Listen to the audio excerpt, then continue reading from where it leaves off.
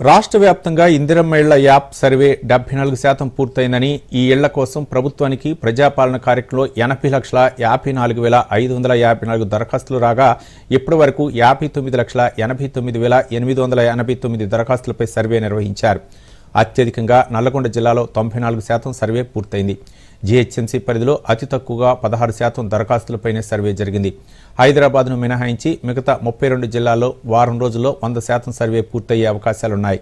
సంక్రాంతి తర్వాత గ్రామ సభలు ఏర్పాటు చేసి లబ్ధిదారుల జాబితా తయారీకి ఏర్పాట్లు జరుగుతున్నాయి. ఇందులో ఇందిరమ్మ కమిటీలు ప్రధాన పాత్ర పోషించనున్నాయి.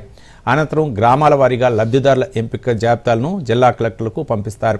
కలెక్టర్లు పరిశీలించాక ఇన్ఛార్జి మంత్రులకు పంపిస్తారు.